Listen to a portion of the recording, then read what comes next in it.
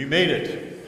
We made it through the storm to be here tonight to celebrate this Christmas Eve, to be here to experience the light that is represented in this candle, this Christ candle represented to us tonight in the birth story and what that means for us as people of the Christian tradition. So we light this light to light our way. So too do we light this candle of solidarity as part of St. Paul's inclusion of everyone, our invitation to all to be welcome here and to share the goodness of our emphasis on justice and peacemaking and care for the world. We offer these things tonight. So, as is our usual format, there are some things that are familiar about this Christmas Eve service and some things that aren't. The things that aren't are needing to postpone the pageant until January the 8th. All of the challenges of the storm made it just not feasible to get that together for tonight. So a delayed gratification, as we'll do it on Epiphany Sunday instead.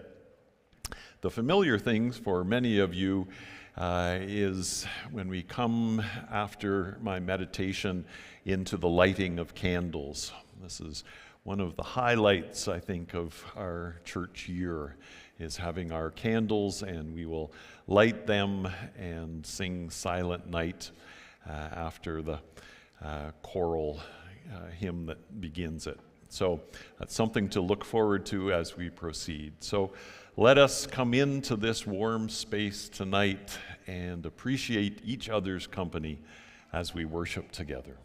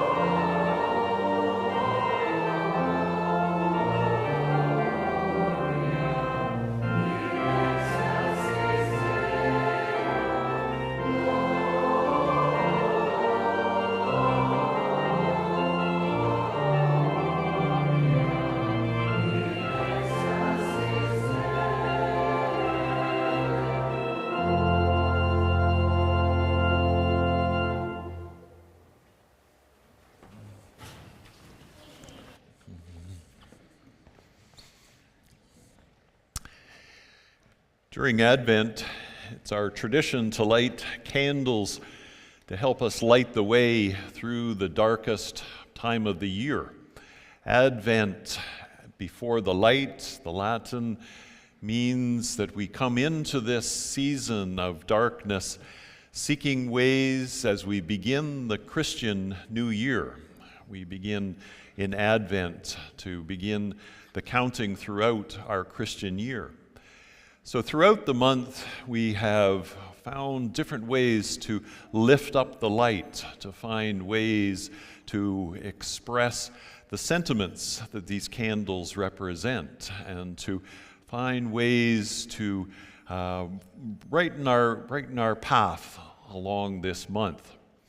I invited folks at the beginning of the month that maybe you take your Advent calendar and think of an Advent blessing that you could do each day. So it's been a challenge. I forgot to bring my calendar to show you that most of the X's are crossed off in my Advent calendar for the month. And some days it was harder than others to find that Advent joy on those gloomy days. Sometimes it was just appreciating a moment looking out on the lake and seeing the birds as they traveled south. Sometimes I wrote to our political leaders, offering them some Advent blessings in the tough job that they have. Sometimes I did a task that seemed like a blessing to somebody in the community. So Advent invites us into this season that opens us to 2023 and what that will mean for us. So we lit the candle of hope. Hope is at the center of our faith journey. Then we lit the candle of peace. Peace in these challenging times. Both the literal sense of peace in the world as we see conflict, but also peace of mind, opening our hearts. And so too do we light the candle of joy next. Joy is the deep sentiment that takes us into something deeper than happiness. It is the joy of the world. And so too the candle of love. Love being the heart of what our Christian message is about for ourselves and for the world. So these candles invite us on this night, the culmination of our Advent journey, to be blessed by that they represent in terms of light. And it invites us into the Christmas season, this celebration of Emmanuel, God with us.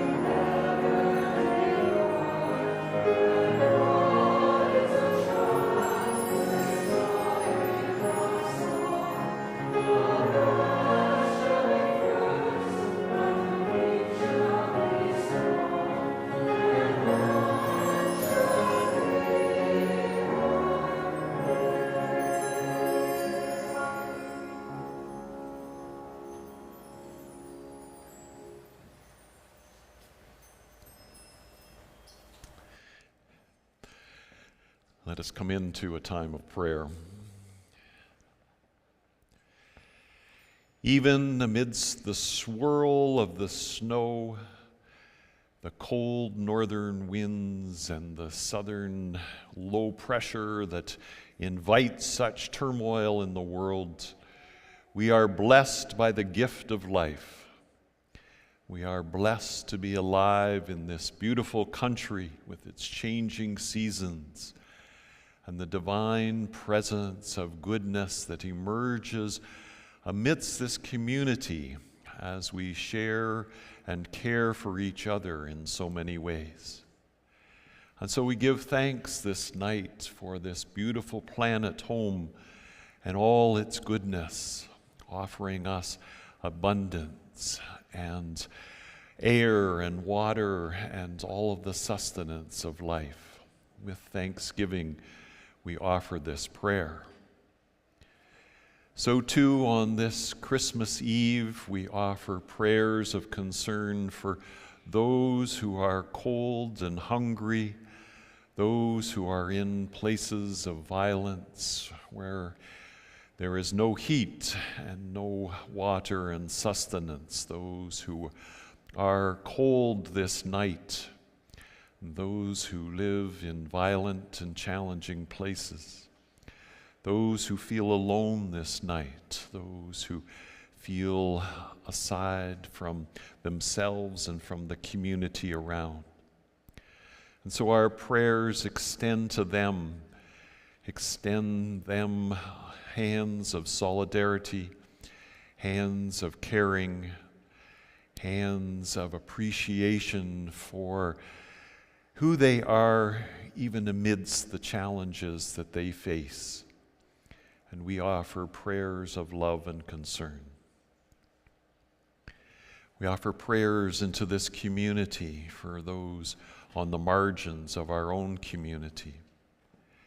May they feel the warmth of the presence of this congregation extending out to them.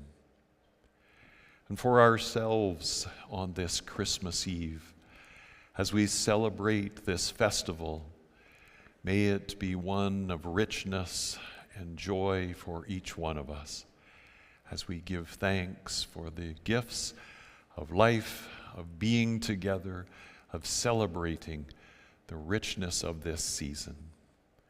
In all this, we ask for your blessing, your love, and your abundance in the gifts that we share this night. Amen.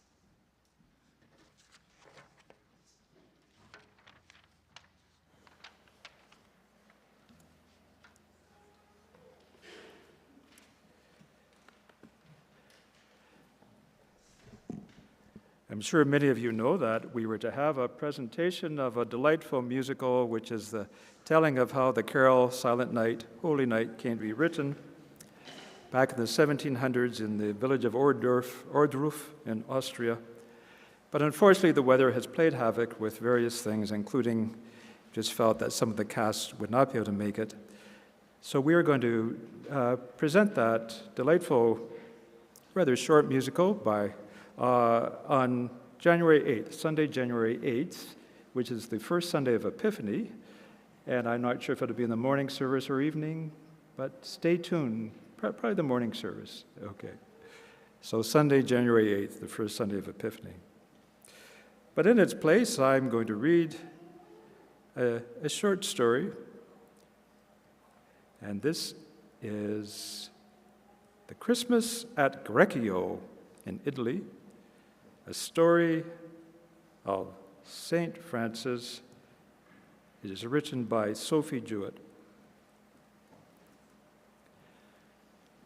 One night in December, Brother Francis, with one companion, was walking through the beautiful valley of the Velino River toward Rieti, a little city where he came often on his way from Assisi to Rome. Tonight, he had turned somewhat aside from the main road, for he wished to spend Christmas with his friend, Sir John of Greccio. Greccio is a tiny village lying where the foothills begin on the western side of the valley. The very feet of Brother Francis knew the road so well that he could have walked safely in the darkness. But it was not dark.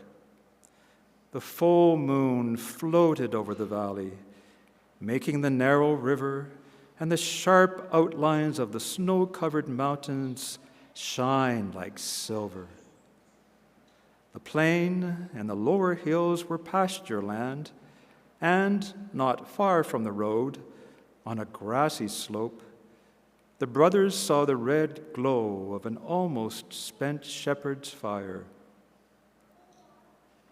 "Let us stop and visit our brothers, the shepherds," said Francis, and they turned toward the fading fire.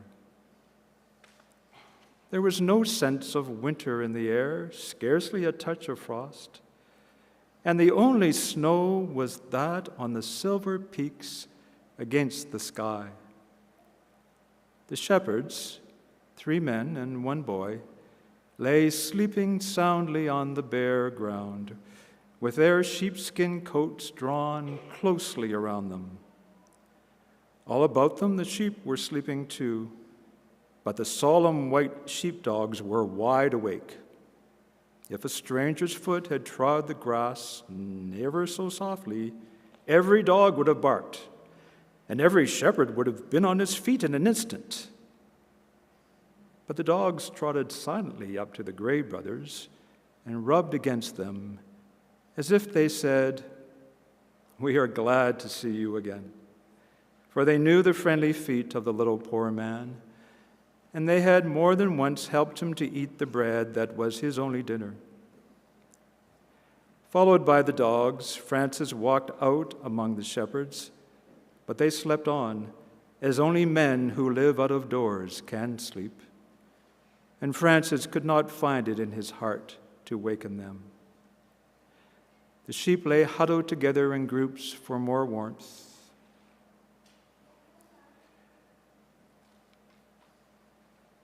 Around one small square of grass, a net was stretched, and inside it were the mother sheep who had little lambs.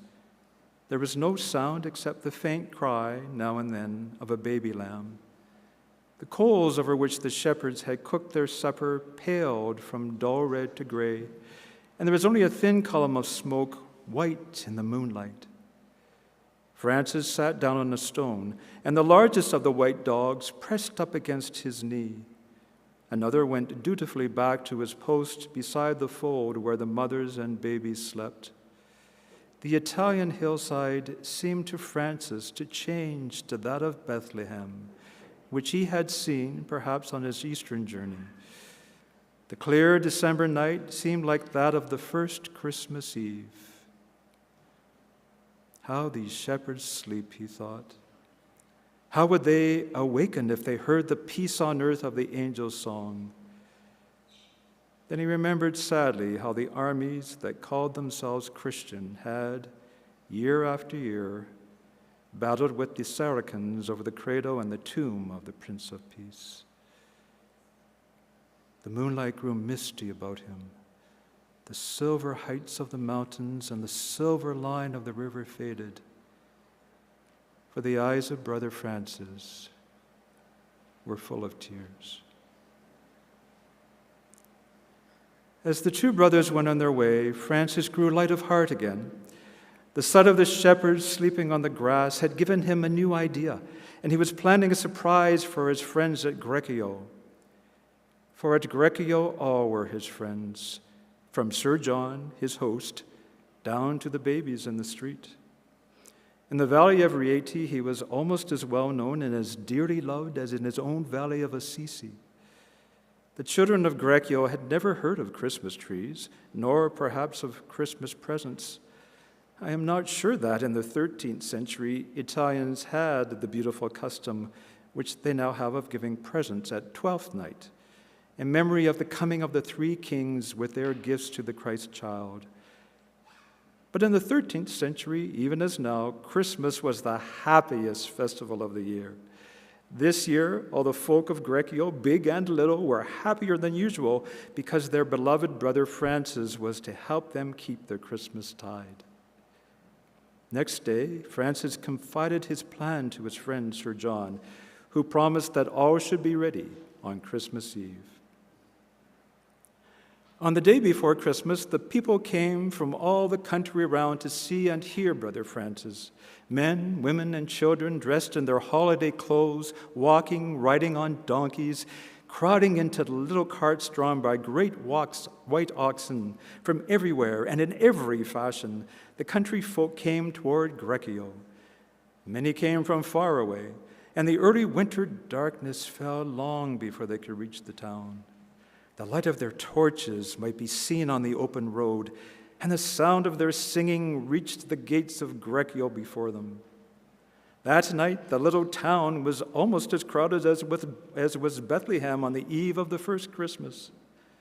The crowds were poor folk, for the most part, peasants from the fields, charcoal burners from the mountains, shepherds in their sheepskin coats and trousers, made with the wool outside, so that the wearers looked like strange two-legged animals. The four shepherds who had slept so soundly a few nights before were of the company, but they knew nothing of their midnight visitors. The white dogs knew, but they could keep a secret. The shepherds were almost as quiet as their dogs. They always talked and sang less than other people, having grown used to long silences among their sheep. Gathered at last into the square before the church by the light of flaring torches, for the moon would rise late, the people saw with wonder and delight the surprise which Brother Francis and Sir John had prepared for them. They looked into a real stable. There was the manger full of hay. There were a live ox and a live donkey. Even by torchlight, their breath showed in the frosty air. And there on the hay lay a real baby, wrapped from the cold, asleep and smiling.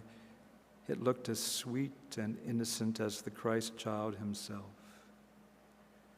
The people shouted with delight. They clapped their hands and waved their torches. Then there was silence, for Brother Francis stood before them. And the voice they loved so well and had come so far to hear began to read the old story of the birth of the child Jesus, of the shepherds in the fields, and of the angel's song. When the reading was ended, Brother Francis talked to them as a father might speak to his children.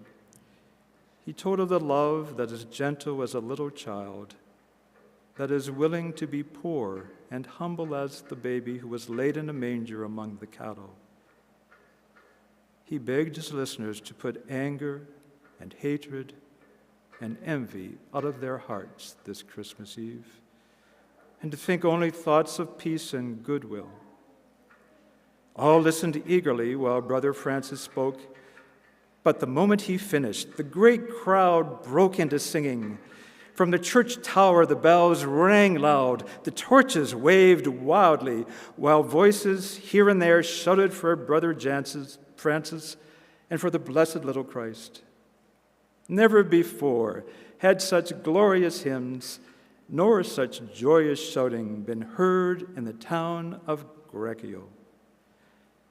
Only the mothers with babies in their arms and the shepherds in their woolly coats looked on silently and thought, "We are in Bethlehem."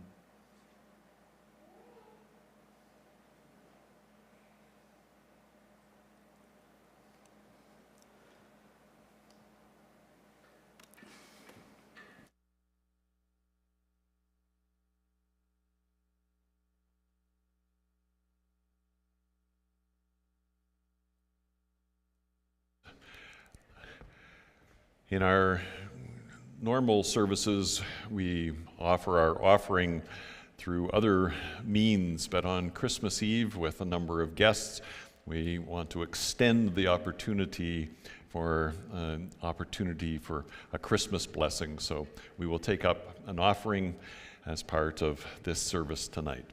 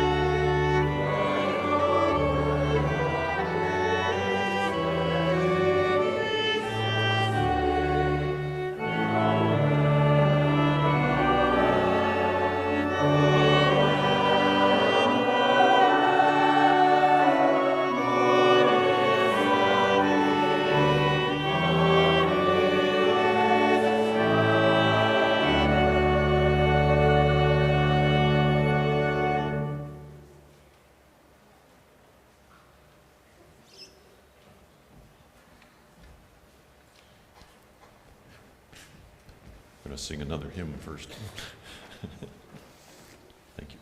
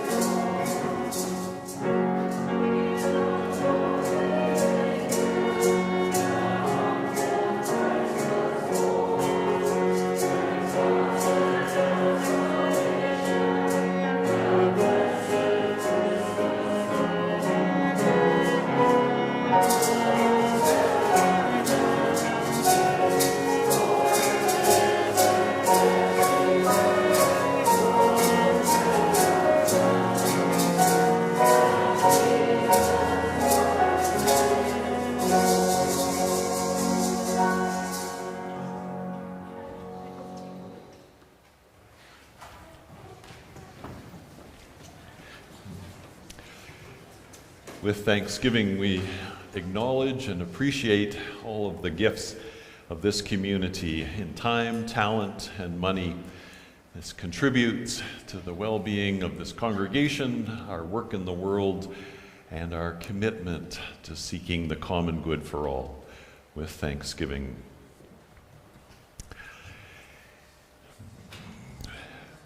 Just tip that back for a minute. So my meditation was reflecting this week on I discovered a pollster that records how angry Canadians are. It's a pollster that tracks different things that we're angry about. And so you can imagine there's a list of different things that Canadians feel that things could be done better or improved on, and there's this level of anger that's being recorded by these pollsters. I was interested in this poll that at the other end of things was an 80% appreciation for Christmas. So on the one hand, there's all this anger. On the other hand, there's this overwhelming majority of us that appreciate the Christmas season, appreciate all of the things of the lights and the music and the sharing of gifts and all of the benefits and beauty of this season. So it's wonderful that we have so many of us appreciate it. Not everybody, of course, appreciates the season, and that other 20% finds it a bit of a complex time, whether for a variety of reasons, from backgrounds and unhappy times of Christmas and so on. So we have this spectrum of folks, but the vast majority of us appreciate the whole abundance of this season, which is nice to see. When you look at this, the whole Christmas season, In relation to the Christmas story, it's an interesting comparison. The biblical story is this kind of knit together story that we find in a couple of the Gospels. It's only in Matthew and Luke, and not a complete story in either. And so when we tell the Christmas story, we knit it together. And often the Gospel writers are pulling strands from the Hebrew Bible to represent the fulfillment of the Messiah. They're writing in retrospect, imagining that this is the arrival of the one. And so things like virgin births happen quite often in Eastern culture. It represented the birth of someone important, a king. And Isaiah's predictions about the Messiah coming in the form of a child, and so on. So the gospel writers are creating this narrative that fits with this story of Jesus.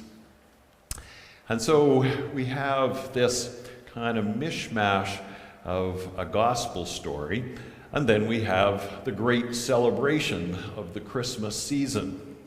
They kind of hold in tension with each other. So it was interesting to also then see, where did we get this whole big Christmas tradition from?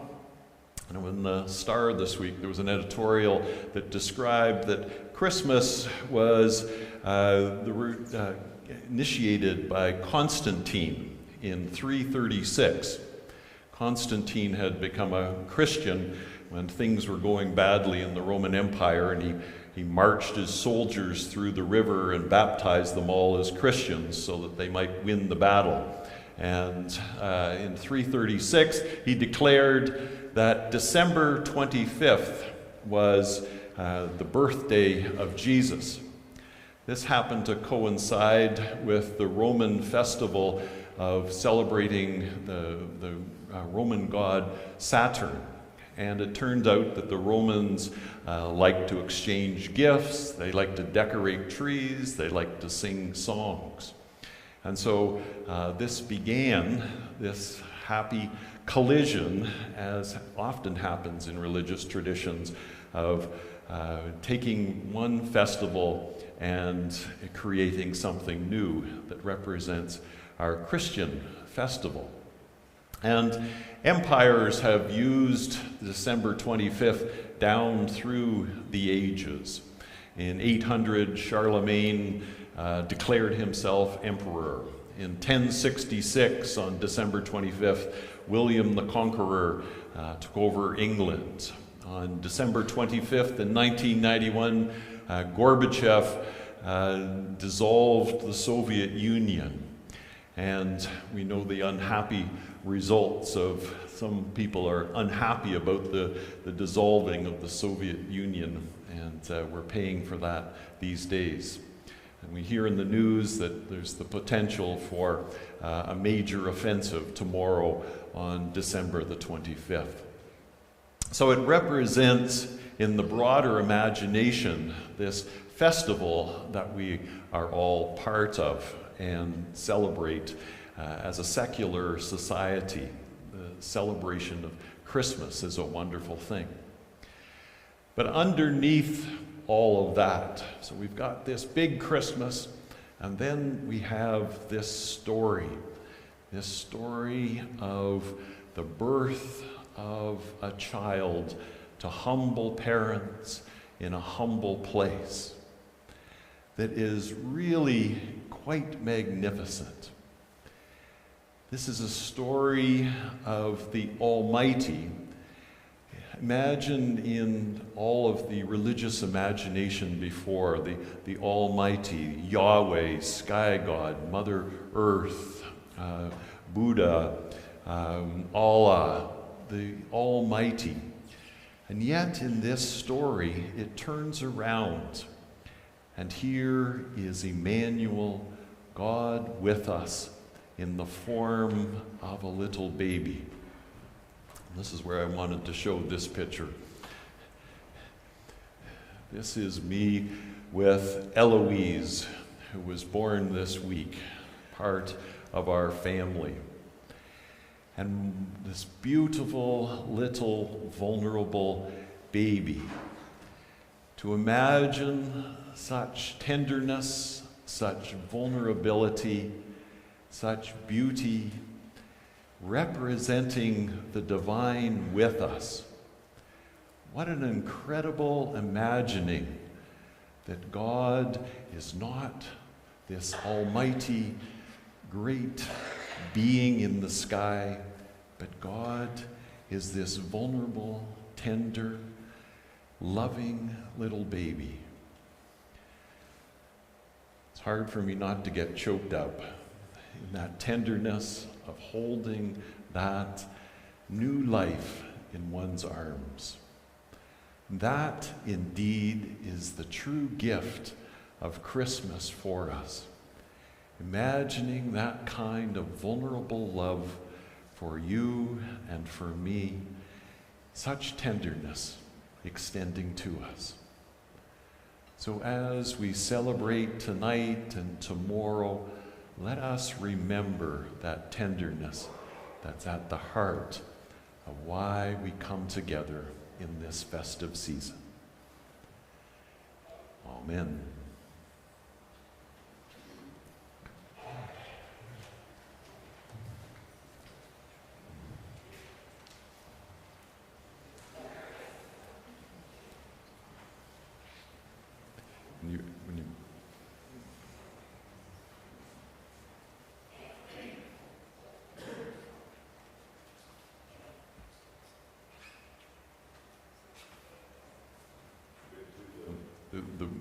The choral piece first, or just we do that? Okay. All right. So our favorite part, we'll light the tapers and.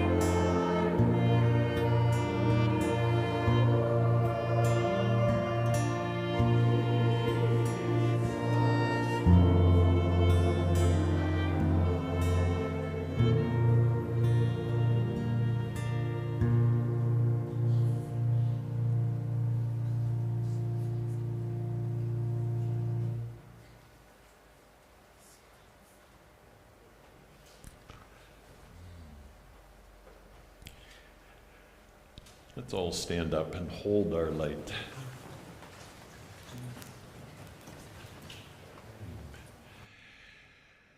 We are blessed on this snowy, blustery night to have each other, to be surrounded by the love and the spirit of divine goodness that is in this room and extends from these lights out into the world.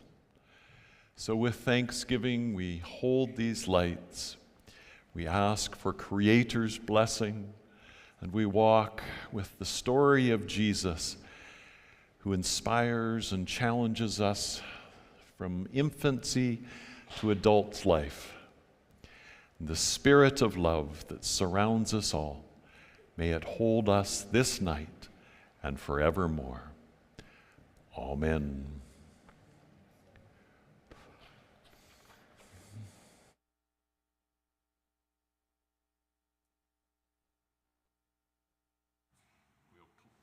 We'll collect up the candles on the way out.